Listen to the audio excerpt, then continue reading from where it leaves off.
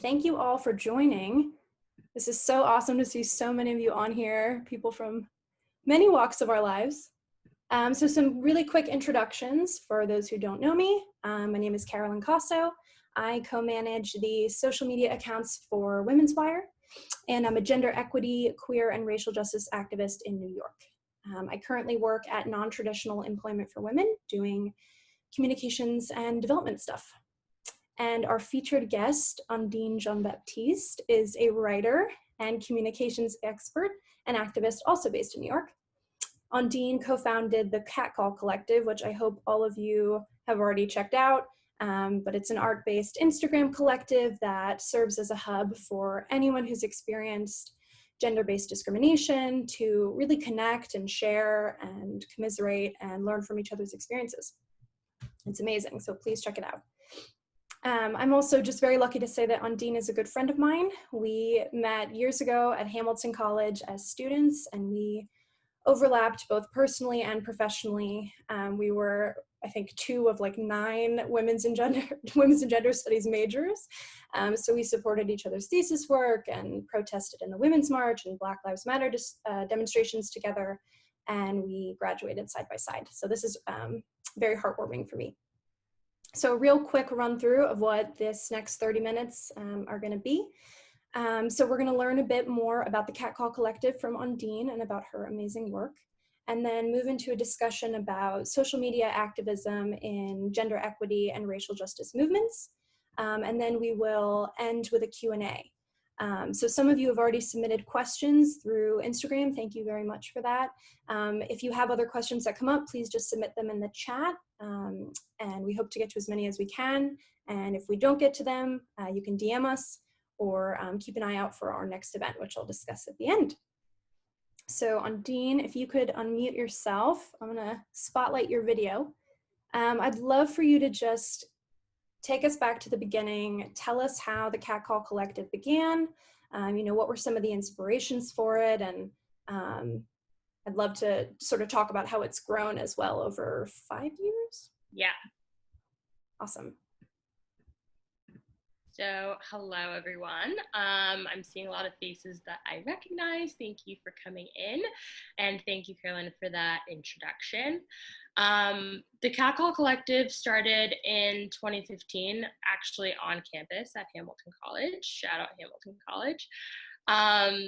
My co-founder and very good friend, Maud Wilson, came to me with the idea, and we have a very tight-knit group of friends at Hamilton College, and we were just talking about how, it's become so normalized, the way that men speak about women, the way that men speak to women, to sexualize and objectify them. And, there's no recourse for it. I mean, what are you supposed to do when a guy catcalls you on the street? You can't report it. It seems that we're just supposed to take it and move on with our lives. And we just couldn't wrap our heads around, continuing to normalize this behavior. So we started the Catcall Collective. It actually started on Tumblr, which, in 2020, no one uses anymore. But it was an art-based collective. You could submit through words or pictures. You could draw something and submit your experience of being catcalled or any kind of gender-based discrimination. If you attended Hamilton College and you're actually on this call, we set up a table outside of Brick Library, and we would hand people blank sheets of paper and like some Sharpies, and we're like, it's anonymous. Write whatever you want, draw whatever you want, fold it, and we have a little box for you to pop it in. And then at the end of the day, we would open the box, go through it, and there was just incredible stories being told that we wanted to share with everyone and give people a voice.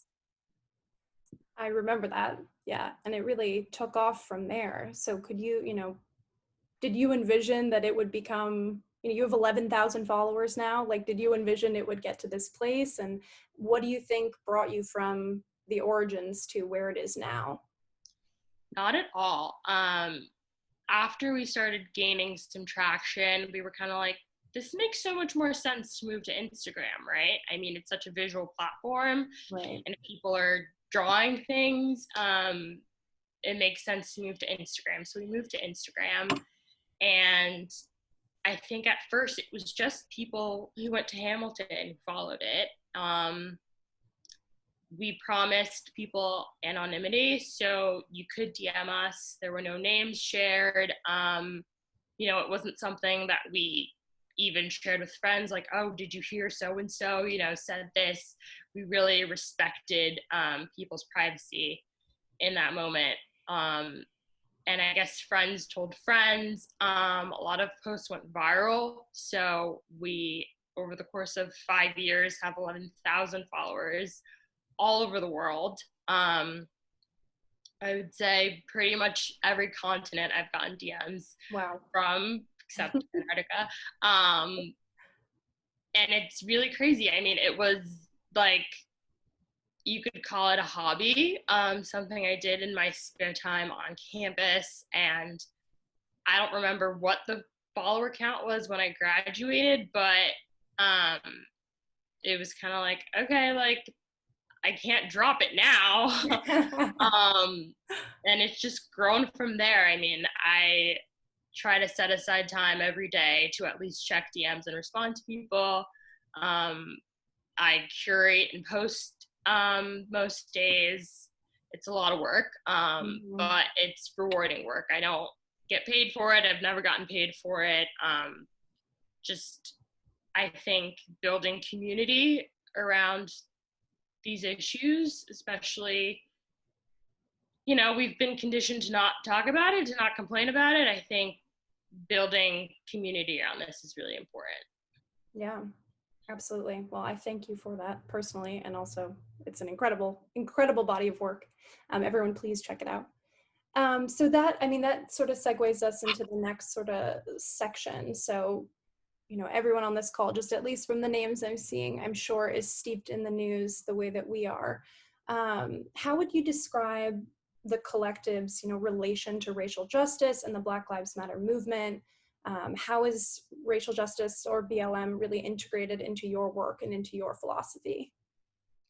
I think obviously by the name, you can tell that we're going to talk about catcalling, but over the years, it's really expanded to cover all aspects of feminism. And I think that if you're not new to feminism, you know that it's not a single issue movement or ideology. And so racial justice is a very core and integral part to feminism. And I mean, Black Lives Matter as a movement has gained a lot of traction in the past 3 weeks. I could be incorrect, but I'm pretty sure it started around the same year that Trayvon Martin was murdered. I was a high school senior, so around 2013. It's been around. And while we haven't explicitly put, hashtag Black Lives Matter on every post, I really try to make sure that our feed is as intersectional as possible. I'm a Black woman. I'm a Black, cis, able-bodied woman. I've been steeped in this work for a couple of years. You never stop learning, and I think I learn a lot from our followers and things that they send me, so I always try to be as inclusive as possible. Yeah. Do you think that you've had, from your followers, like, have they been specifically sending you things around the protests right now? Like, what has been their response? I know, for Women's Wire, we have our weekly newsletter, and then Sally, who's on the call, Sally and I co-manage the social accounts, and we have gotten a lot of, requests for resources for white allyship, and, we're looking at our demographic and trying to meet needs there. That's definitely been like pretty prominent. A lot of also requests for whether it's like events or resources for, communities of color to grieve, and to, for mental health awareness and resources. Like, we've had sort of a diverse demands, I guess. Like, what has been the response that you've seen? You have a much larger base than we do, so bigger sample size. Like, how are people engaged? I think the feedback is split. I think that we have a lot of Gen Z followers and people that are very active and engaged in this movement and this work, and whether they got here yesterday or 4 years ago, they're hungry to learn and share and amplify what's going on. And so I get a lot of DMs about, hey, this protest is going in this city, or did you hear, repealing 50As moved to the Senate. And that's super exciting because I try to follow as much as possible what's going on in New York City where I am, but I don't know all the laws that are being passed and kind of progress that's happening around the country. So that's super exciting to receive and kind of post work and resources that meet them where they're at and provide resources and news. But I also think there's a significant portion of our followers who are white women in their 20s or 30s. They would call themselves good feminists, but kind of seeing how much more work has to be done and seeing their blind spots in the past 3 weeks has made some people defensive. And they go, well,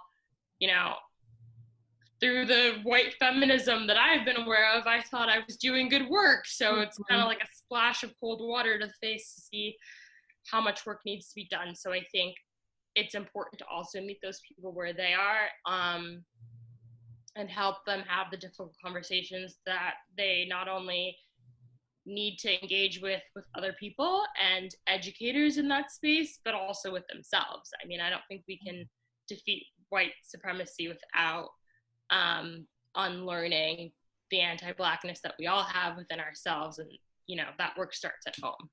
Yeah, well said. That definitely leads into a big question that I have been having as a white person who's in this movement, an ongoing process of unlearning. I've been hearing a lot from both at work and also like in my personal circles. I've been hearing a lot from white friends who similarly like fit that demographic of like men and women, who are white in their mid-20s, who definitely identified as liberal, if not progressive, but who weren't, at least in my opinion, like as active as I would have liked them to be before this hit global scale, right? And now have been expressing specifically with social media, I don't really know what my place is. Like I've heard a lot of like, I wasn't very active before, and so what would it mean for me to be active now? Does it look like I'm just like joining the bandwagon and, hopping on a trend?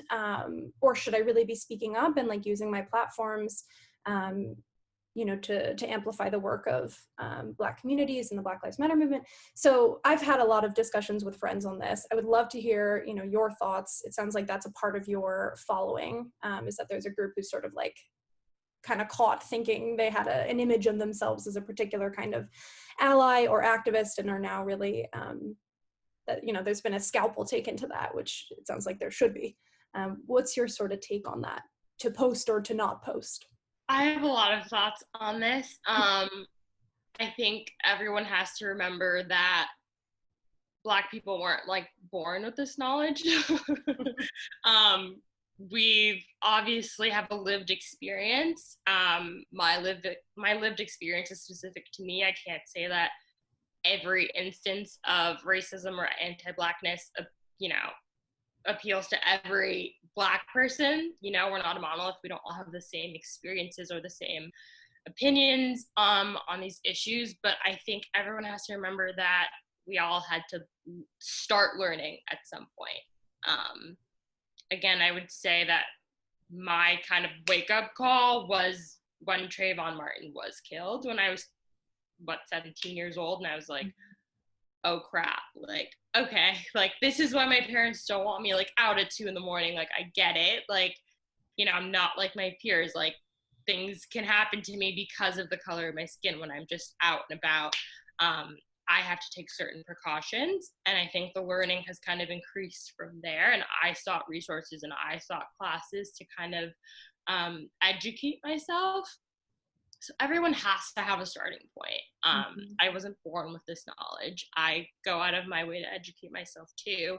And there isn't an end point. There isn't a day where we go, all right, we signed all the petitions, we donated to every GoFundMe, like work's done, let's go.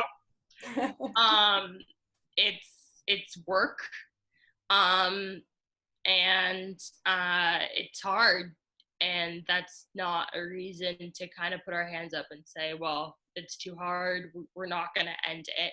Mhm. So everyone has to have a beginning, and there is one point to this work. So I think you shouldn't be afraid to start, because we all have had a start point. Yeah, absolutely. I very much have reiterated similar thoughts, especially for, my white friends who are not just, it's not that they've just been inactive politically on social media. Like I know that they check their Instagram multiple times a day, like these are not people who like the dust is collecting on their phones. Like they are active. So if you're on there, and and this is like one way to start. Obviously there's like donating and showing up to protests and so much reading and educating to be done. But that it is a way where you can physically show up. There's a really great graphic I can maybe send to our followers after this. We posted it on our story today through Women's Wire that shows that like a white person, I can't remember if there was an age demographic, but if they post to their something, like if they're amplifying a story of the Black Lives Matter movement, to their network, even if they think like maybe that doesn't have a big impact, that is a lot closer to reaching white supremacists than it would be necessarily from like a Black Lives Matter account, where the only people following that for the most part, unless they're trolls, are people who are interested in the movement. And that sort of like ripple effect of, using your platform to just amplify, even if you're not at a place where, you want to take up space, or maybe you shouldn't, to just amplify the work that's being done, resharing stories, resharing resources for white folks. That's something for sure. I agree. It's been very much like, this is a place to start. Like this is one of many things that you could and should be doing if you're already active on social media. At least for me, like it kind of shows that when there are people in my life who aren't posting right now, it's definitely who I know are active on social media. It makes me question, like, you know, question what they're up to, why they're not. And I then know a lot of white people are worried about virtue signaling. Is this performative? Mhm. Um, but my personal opinion on that is that the Black people in your life, if there are any, notice Mhm. when you don't post. And I think on a personal relationship level, posting anything is better than posting nothing. It's Yeah. kind of like, okay, I know that I can count on you, and like you see me. Yeah, exactly. Sally, thank you. Sally just posted in the chat for anyone who's interested the graphic that I was referencing. Yeah, absolutely. I think that's spot on. It doesn't take a lot to do it, but it goes a long way to at least show up in that sense. So I think social media can be an important tool right now, especially for those who are listening and active. If you're not already engaged, I strongly recommend it. And Women's Wear and the Catcall Collective have posted a lot about different organizations to either donate to or share stories from right now. So check us out. Last question, and then we'll move to the Q&A from our audience. What kind of conversations and actions would you like to see on social media platforms like Women's Wire and the Catcall Collective as it relates to Black Lives Matter and racial justice? I think I think social media is super overwhelming right now. I've limited my screen time to like checking it for 10 minutes in the morning and like throwing my phone away, and then like checking it for 10 minutes at night just to see like whatever, major news updates happening, because it's a lot.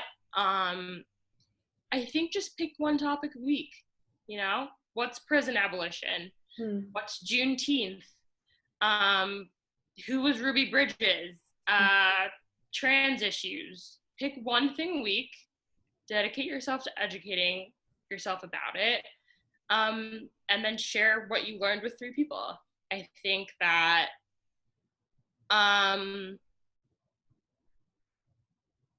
when you're sitting in school, there are different methods of learning and receiving the information that you're learning. Some people learn from reading a book, some people learn from watching a video, some people learn from listening to a podcast. Mm-hmm. And I think, just human to human, if you're like, did you know that like Ruby Bridges is still alive and like this happened to her? Like, I think for some people that's so much more receptive, and they'll be like, oh, no shit, like really? And like a conversation can happen there and a catalyst can happen there where maybe they wouldn't have wanted to pick up a book, or, their attention span, won't last the 30 minutes to listen to a podcast. So pick one topic a week, educate yourself, share with 3 people you know. Yeah, it's very much emphasizing the social in social media. Like, we have tons of followers who we may or may not be super close with, but that's a great way to just, share. My friends have been sending me a lot, just DMing, like, read this article, or like swipe through this whole thing. It really unpacks like Eight Can't Wait and the difficulties around it. I think that's been a very helpful thing for me. So I like that approach. All right, so just being aware of the time, I'm going to move to some of the questions that we have pre-fielded so far. I'm going to send another call to action to our participants. If you have any questions for either of us, please submit in the chat, and we'll get to as many as we can. We'd love to hear from you. So this is sort of similar to what we just discussed, but we had a question from one of our followers and subscribers asking, how can Women's Wire subscribers specifically support the Catcall Collective and be active in the fight to end gender-based discrimination? So just as a little background, we have with our weekly newsletters, I don't even know the total, I should really know this. So team, if you're on, please let me know in the chat, but we have at least over 1,000, maybe more, people who receive our weekly newsletter that is, curated with anti-racist resources and really has a gender equity lens to it. So these people are very focused on our news. They're really engaged readers. And we've now branched over the past few months into more social, sort of our background. So how can they support your work? I think that the Catcall Collective is just that, it's a collective. Some of the content is curated, meaning that I find it on someone else's account. I amplify that person's artwork or story or resource. I tag them always so you can kind of go find them and learn more. But some of it, I post myself. Mm-hmm. A lot of it's submissions, anonymous submissions that have come through. This is not a plug for us, but I think sharing those submissions that come through is really helpful. I've learned so much just by reading those and sharing those, not only reading the stories that come through, but the conversations that happen in the comments, people connecting, people educating each other. You learn so much through personal experience and personal story. So I think, when you post a submission to your story, or you private DM it to someone, you're like, oh my God, this is still happening? Like, people are still calling women X? Or did you know that this is happening to like non-binary people? Like, they actually like experience this, Mm-hmm. I think so much education can happen there. Right. Yeah.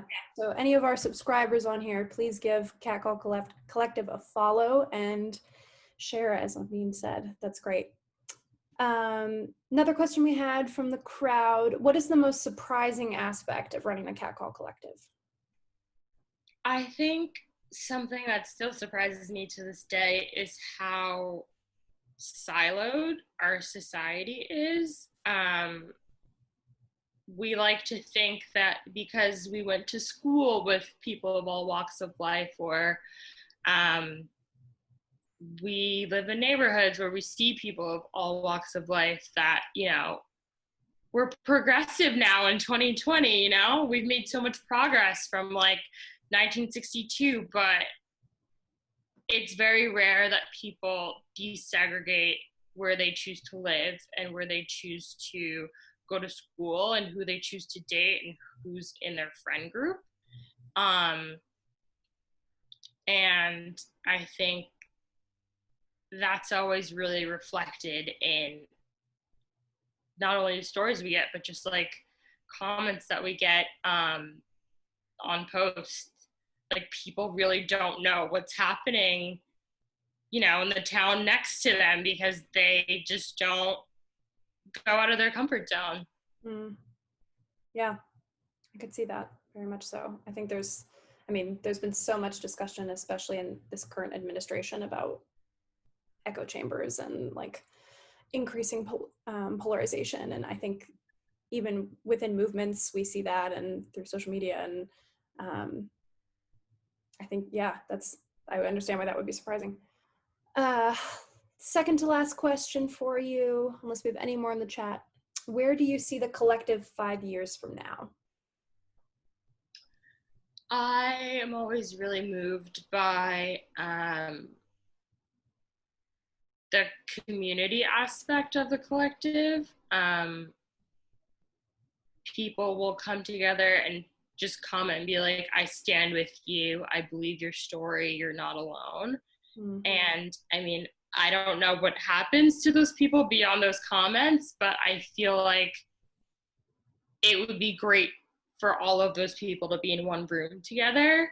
Yeah. I pray to God we're not social distancing in 5 years.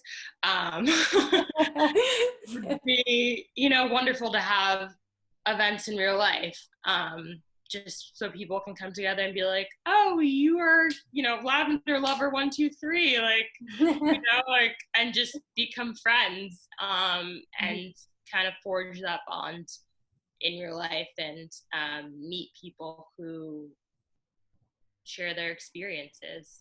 Yeah, I would love that. I hope that we can help you set that up.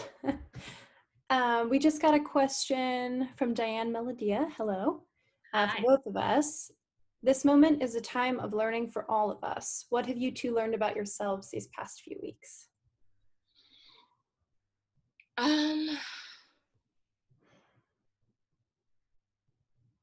I think I've learned that so many of these issues are on a spectrum and not a binary. There isn't racist and not racist, right? Mm-hmm. It's a spectrum, and I don't think anyone on this planet will one day wake up and be 100% not racist. Mm-hmm. I think we all have racial bias that we're conditioned with by the way that we grew up, and there's always work to be done, you know? As much as like I would like to pat myself on the back and be like, yeah, I'm a great intersectional feminist, I have all the answers, I know it. There's always more learning to be done, and there's so many terms and concepts that like have floated like on my stories, and I'm like, okay, like I'm gonna save that and like look it up later, because there's so much happening that you could educate yourself on for the goal of equality. Yeah. The end goal. Yeah. Absolutely. I second that. I would say also for me, I think something I'm constantly trying to remind myself of as a white woman is just how deeply, not even how deeply, like how wide and far, you know, racist biases and implicit biases, you know, how and the ways in which they permeate my life. And I think that right now I've spent a lot of time learning about myself and about like the, you know, all the different facets in which I contribute to that. So whether that's like where I'm buying, you know, every purchase is political, like where I'm buying things, and holding my employers accountable, and you know, dynamics in the workplace is definitely something I'm learning about right now. I think that, yeah, it's endless, but I think that's sort of like that idea of how much it permeates not just like your own self and psyche, but all the actions that you take and inactions, you know, that you're not taking, and how that can have an effect. It's definitely pretty mind-blowing and disturbing, but that's something I'm focusing a lot on right now. One last question and then we'll wrap up. I know we're a minute over time. As someone who is deeply steeped in the news and social media, and you touched on this a minute ago, how do you manage news fatigue and overwhelm and care for your own mental health? I think you just gotta throw the phone away. Not permanently, I think that in my professional life, I work in digital communications. I have to be tuned into what's going on. Um, so I'm getting an input of news all the time. Um, I try to hold myself to not feeling obligated to post on Catcall on the weekends. I'll read DMs. Maybe if I see something, I'll save it for Monday. Mm-hmm. But I think it's important to consciously build in timeouts for yourself, especially right now that it's hard to, we can't go out to dinner. Mm-hmm. We can't just leave the house. I think we're all kind of glued to our phones a little more. But I think it's important to consciously build in timeouts for yourself and be like, all right, it's been 20 minutes, put it away. Yeah, exactly. That's, yeah, absolutely right. I think COVID adds a different layer to everything when we're all, for the most part, still at home. I know New York's beginning to open up a little bit, but I think that's spot on. And I'm also experimenting with those like screen time, the timers, for different apps. So if anyone has any good tips, please let us know. We are a few minutes over time, so just want to thank you so much. This was really enlightening and heartwarming for me. And I also just want to flag for everyone, our next event is Wednesday, June 24th at 6 p.m. And it's a conversation with someone who I believe is actually tuned in right now, Hannah Opperman, who is a program manager at the Georgetown University Center for Juvenile Justice Reform. And Hannah will be sharing her point of view on the state of our justice system and how we can all work towards a more equitable system. So mark your calendars for that. We'll be promoting more in our newsletter and also through social media. Thank you so much, Ondine. And Thanks for having me. yeah. Well, everyone go give us a follow and have a good rest of your evening.